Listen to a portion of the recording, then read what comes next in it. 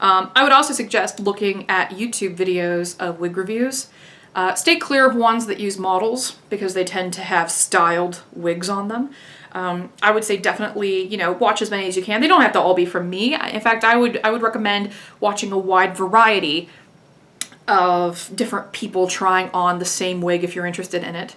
And that way you can see how it looks like on different face shapes, and then really hone in on the ones that look like kind of like your face a little bit in the shape area.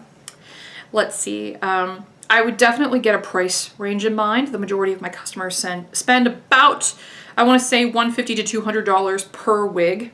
And you know, you can get things on sale all the time from my site, but that's just the average.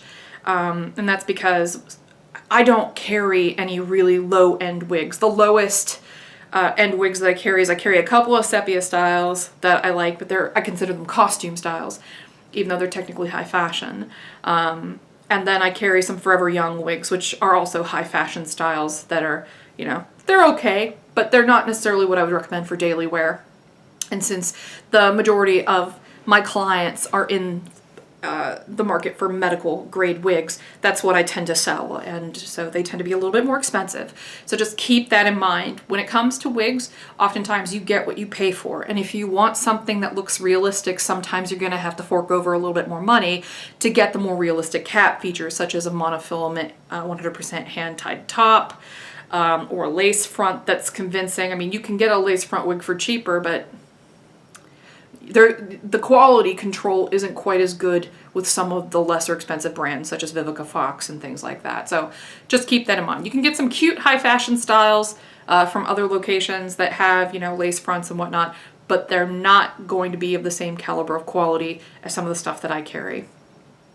In addition, only buy synthetic wigs with cuticle lawn synthetic monocrylic fibers. I know that's a mouthful, but in essence, you know, you can get Futura fibers or things that are heat friendly, and, you know, different brands have different proprietary versions of this.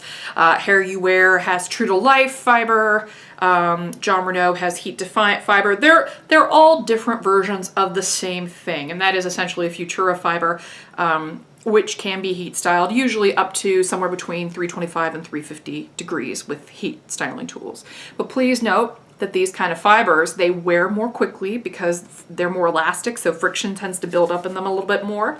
And they do tend to have they don't style the same way as human hair. If you really, really need to be able to style it in order to feel like it's yours, try to see if you can find a human hair wig that's good quality. And all the ones on my site are premium quality, Remy Hair human hair wigs. That's an important thing. You want to make sure all the hair cuticle is facing in the same direction and that the cuticles are intact. And that's generally what that word Remy quality means. So you want to look for that and make sure that, you know, if you really need something you can style, something that's durable, if you're gonna need a wig long term for more than 6 months, and you have the money, get a human hair wig, or else you're going to end up cycling through synthetics. And that's all right. I do that. I prefer synthetics. My wig that I started this video with, totally a synthetic, and I'm gonna pop it back on so I can show you the monofilament. Actually, I'll show you that now. Monofilament, what I mean by that is that it's this stuff here, this meshy stuff. And every single little dot on here that you're seeing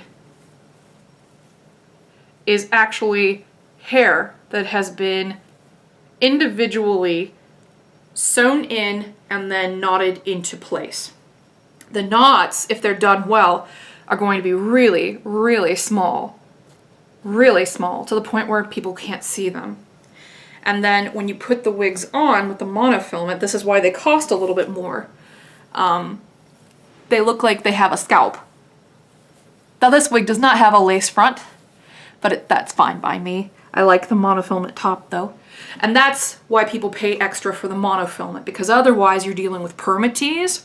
At least in most wigs, you're gonna deal with permatease or a skin top. Skin tops are hot. It's usually a sign that you're wearing a cheaper wig. And by skin top, I mean you got a little disc of plastic that resides somewhere on here and all the hair kind of swirls around it. And, you know, usually those are cheaper wigs that tend to have that, and high fashion-y wigs. Permatease is actually not necessarily a cheap wig feature. It's just kind of like a middle of the road wig feature. So a lot of Noriko wigs have a lot of permatease. A lot of Renee of Paris wigs, they all have permatease.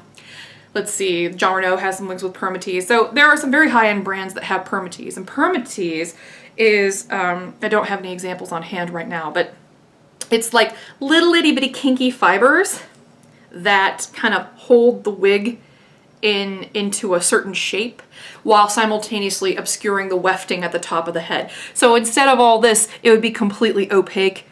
If you find yourself in a position where you're going to buy a wig that's got permatease, and right now I'm actually going through my site and trying to mark all the wigs that have permatease just so people know. Just keep in mind, you're gonna get flyaways. You're gonna get some of that going on. And, you know, they're going to have some of those little kinky hairs that feel kind of weird right around here. But they're normal. And after you wash the wig 1 or 2 times, you're not going to have any problems with it. In fact, I have people who have the exact opposite complaint where they're sad that their permatease is actually de-poofed after they washed it a few times. But that's natural, that's normal.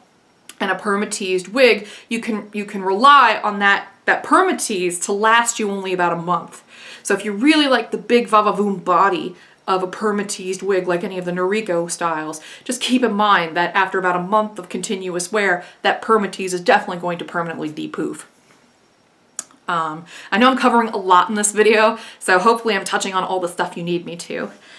So again, keep a price range in mind. I would recommend, especially if you're going into the high-end wig market, that you set aside at least $150 for a wig. And you can get them for less expensive than that, but I would definitely just keep that in mind. It's not unheard of to spend that much. And there are ways that you can take care of it to make them last a little bit longer